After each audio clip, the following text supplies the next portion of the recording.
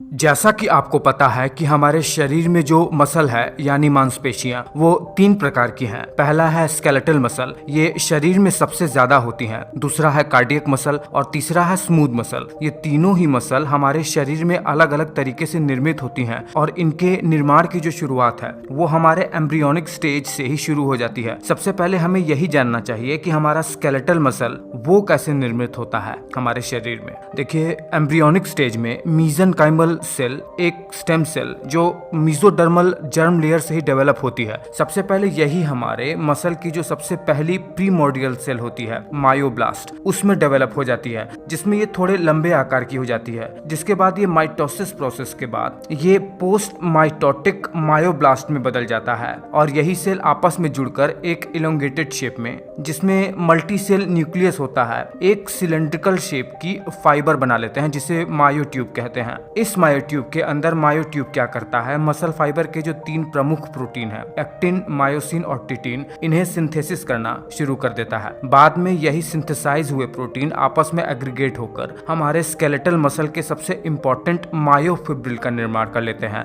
जिसके बाद में यही मायोट्यूब अब मसल फाइबर के नाम से जाना जाने लगता है। और इसमें क्या होता है, इंडिविजुअल मसल फाइबर कई सारे मसल फाइबर से जुड़कर कनेक्टिव टिश्यू के थ्रू एक बड़ी मसल का निर्माण कर लेते हैं। देखिए, जो हमारा कार्डियक मसल है, मतलब हमारा हृदय, उसका निर्माण भी हमारे जो भ्रूण में 3 लेयर होती हैं, उनमें से सबसे बीच वाली लेयर मीजोडर्म लेयर से ही ये हृदय भी डेवलप होता है। क्या होता है कि जैसे ही एग और स्पर्म फर्टिलाइज हो जाते हैं, उसके दूसरे हफ्ते में ही हार्ट का निर्माण भी शुरू हो जाता है। क्या होता है कि इसमें सबसे पहले 2 कॉर्ड जैसी संरचना आपस में जुड़कर एक बहुत बड़ा ट्यूब बना लेती है, जिसके अंदर एक हॉलो स्पेस भी होता है। और फर्टिलाइजेशन के 21 दिन बाद ये जो ट्यूब फॉर्म हुआ है वो अब धड़कना भी शुरू कर देता है। इसे एंडोकार्डियल ट्यूब कहते हैं। और 35वें दिन तक तो ये अपने सुपरिचित रूप में आना भी शुरू कर देता है। देखिए, एक बार इसका निर्माण हो गया, धीरे धीरे जैसे जैसे बच्चा डेवलप होता जाता है, ये हृदय भी डेवलप होता जाता है। जैसे इसमें बहुत सारे ब्लड वेसल्स निर्मित होकर आपस में इससे जुड़ती चली जाती हैं और इसी स्टेज में एओर्टा का निर्माण भी होता है और भी बहुत सारी चीजों का निर्माण होता है। इसमें खास बात यह है कि एक